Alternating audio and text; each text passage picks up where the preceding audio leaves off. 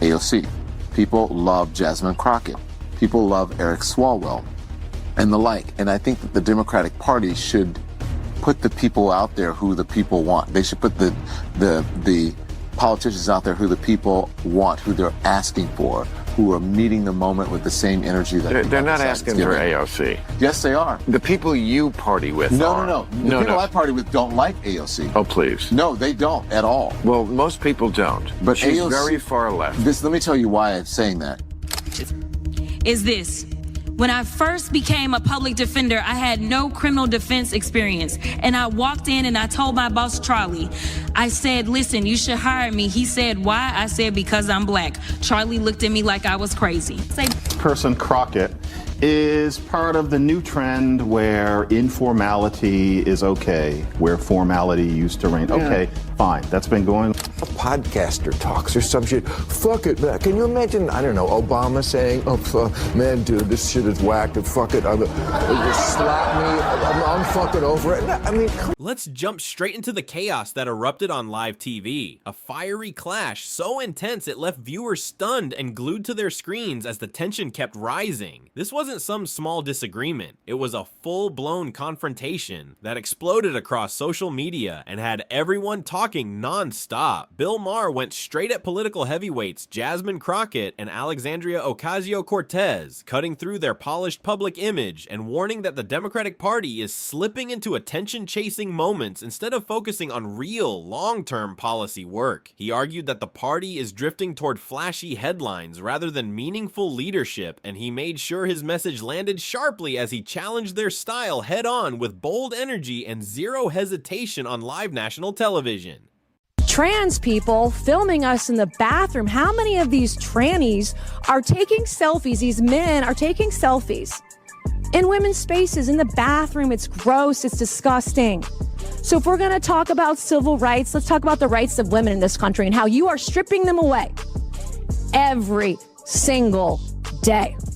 And you're doing it in your legislation. You're doing it in your messaging. You're doing it on X. You're making women feel unsafe in this country. And you're making the opportunity for women and girls to be raped, to be sexually abused in this country, even greater than they've ever been.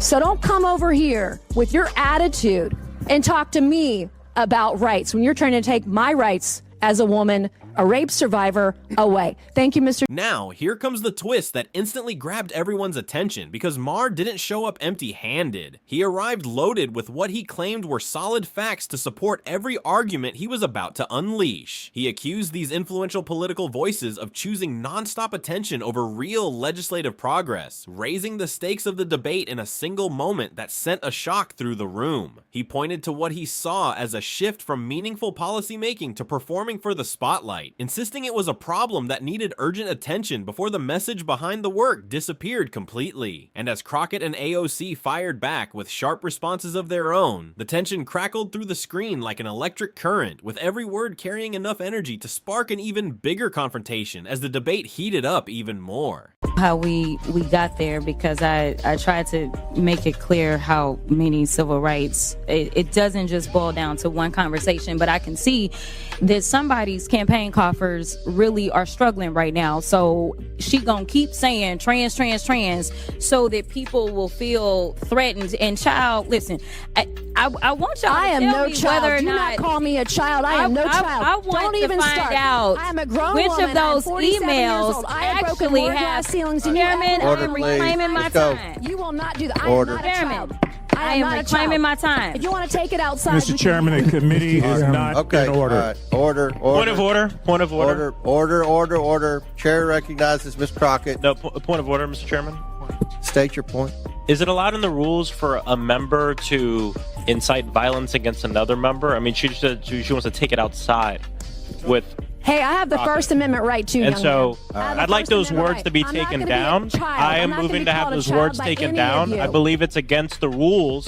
Going outside doesn't incite violence. Another you have a conversation that isn't. The committee will suspend. The member will state the words he wishes taken down. The entire moment instantly turned into a wild back and forth that highlighted a huge gap between the people holding political power and the everyday issues regular citizens struggle with constantly. The intensity of the exchange made it obvious this wasn't just some mild disagreement. It was a collision of strong viewpoints packed with pressure, emotion, and clashing priorities that demanded attention. And before diving deeper into the unfolding chaos, there was a quick request for anyone who enjoys honest, unfiltered content to hit that subscribe button. A simple reminder to stay connected so none of these explosive moments are missed. Once that was said, the focus snapped right back to the heart of the battle between Bill Maher, Jasmine Crockett, and Alexandria Ocasio-Cortez, because this wasn't a random flare-up. It felt like a long-building clash of personalities finally boiling over on live television with full force.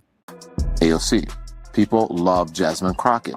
People love Eric Swalwell and the like. And I think that the Democratic Party should put the people out there who the people want. They should put the politicians out there who the people want, who they're asking for, who are meeting the moment with the same energy that they're not asking for AOC. Yes, they are. The people you party with No. The people I party with don't like AOC. Oh, please. No, they don't at all. Well, most people don't. But she's AOC, very far left. Let me tell you why I'm saying that. Because because people will vote for AOC and Donald Trump on the same ticket. Because they're authentic. No, because they're authentic. I don't think that Don. I think you're wrong about that. What people like about people like Trump and Fetterman is because it's irrelevant to her life. But you don't know her life.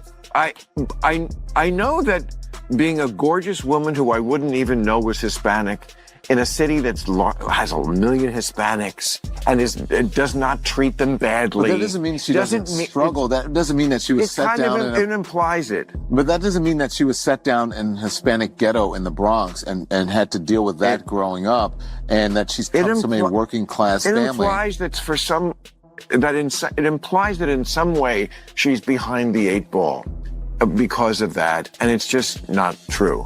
And so I don't know if she's behind the 8 ball, but I don't think she's as privileged as many people who are in Congress right now.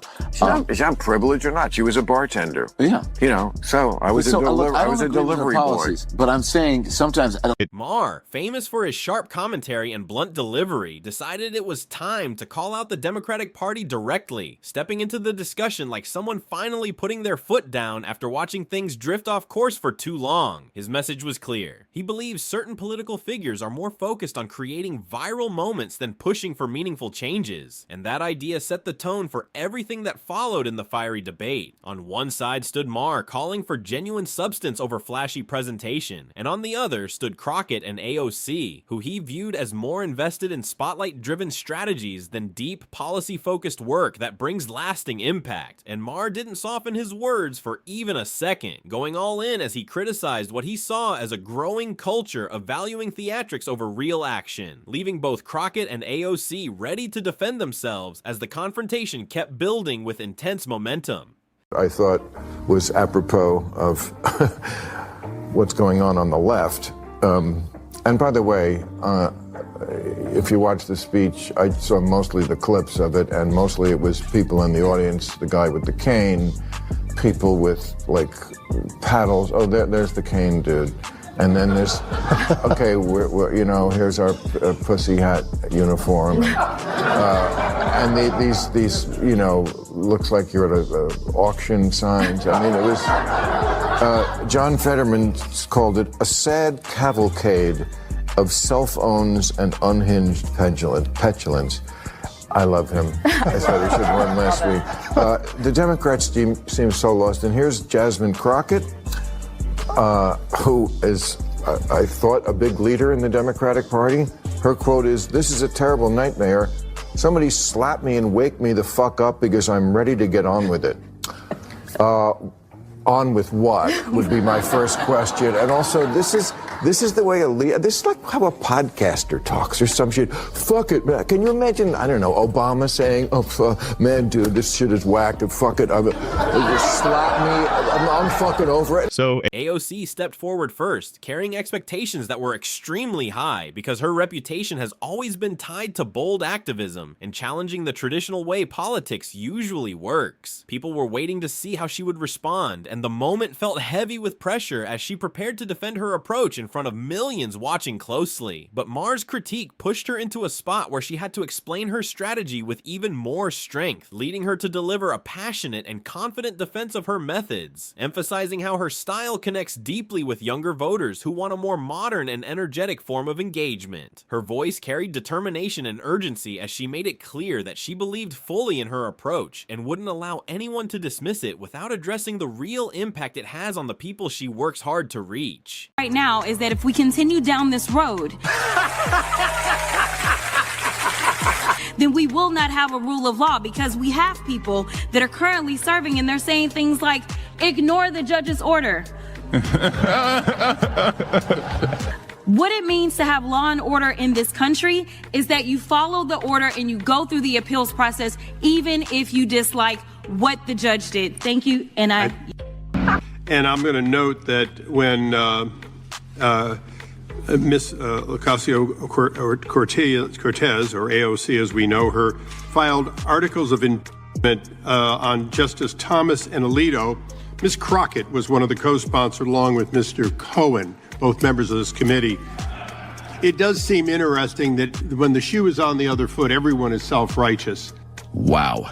And I think this is a good example. For the last 3 hours, I have had to listen to one side talking about as though it was the nature of this hearing. She made it clear that her approach isn't about empty performances. It's a modern way of reaching a wider and more diverse audience that responds to clarity, energy, and the platforms people actually use every day. But Maher wasn't willing to ease up even for a moment, pushing his argument further as he questioned whether this fast, soundbite-driven style might be slowing down real progress by replacing deeper policy conversations with quick moments meant to trend. That was the exact point where the tension spiked even higher, because as Maher's sharp questions echoed across the studio, AOC stood her ground firmly, highlighting her long record of advocacy and challenging his perspective as outdated and out of touch. Then suddenly, bam! Jasmine Crockett burst into the conversation with full force, refusing to stay silent and adding her own fiery voice to the debate as everything grew even more intense. Is part of the new trend where informality is okay, where formality used to reign. Yeah. Okay, fine. That's been going on since the 60s. So her routine is that she wants to bring a little bit of what I might quaintly call the ghetto cat fight into these spaces. I get it, you know, bring a blaxploitation movie or something into Congress. Great, work it. But you do not make fun of the fact that somebody lives their life in a wheelchair. That doesn't work. If she thinks that being black and fabulous gives her a pass on that, then she's got a really unfortunate sense of what black is. Well, what do you think, Ricky?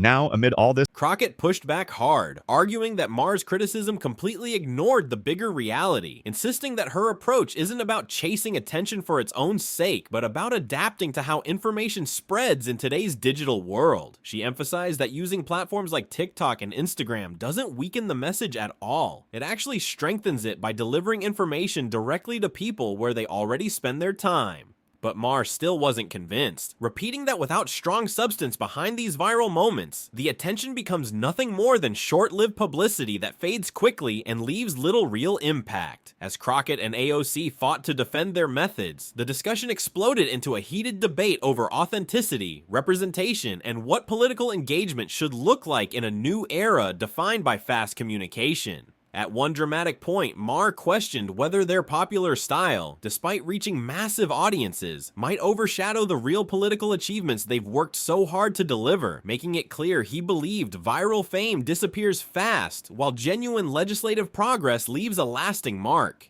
Example of when they go low, we go lower. And the Democratic Party is going to lose if they try to use kind of MAGA world tactics back at them. I think that if the Democrats want to succeed in the future, they need to be the party that is normal, that are stand-up people, that do not take the cheap shots back.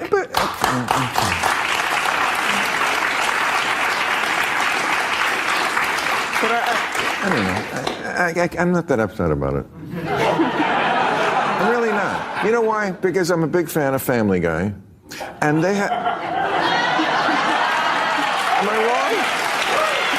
Every week. I mean, one of the characters, Joe the cop, is in a wheelchair, and every week there's 20 jokes about him being in a wheelchair, and nobody died. And like, I just think everybody has to, like, lighten up a little. Yeah, it's terrible to be in a wheelchair, but, you know, it's not like it's news to him. I don't know. I'm a free speaker. I adore Family Guy. I've seen every episode, but that wasn't a cartoon. This is real life, and she was saying it with dismissive hostility, as opposed to the cartoonish, we can get away with it because we're drawn. Jasmine Crockett is not drawn, and neither is Abbott. I see a distinction, although I see what you mean. Okay. Yeah. Commentators and politicians from every direction began weighing in immediately, with some agreeing strongly with Maher's warnings, while others stood firmly behind Crockett and AOC, arguing that their modern style is simply the future of political communication. Congressman Eric Swalwell stepped up to defend both leaders, explaining that their newer methods of speaking to the public are essential for reaching wider, more diverse audiences in a world where traditional messaging no longer works the same way. He argued that political communication must evolve if leaders want to stay connected to the people they serve, especially younger generations who expect faster and clearer engagement. What unfolded was a vivid snapshot of a party standing at a crossroads, caught between the appeal of high-energy modern engagement and the reminder that meaningful policy work must remain at the center of everything. This debate isn't fading away. If anything, the pressure now feels even heavier than when it began, raising the question of whether Democrats can successfully balance style with substance or risk having modern engagement overshadow their core mission.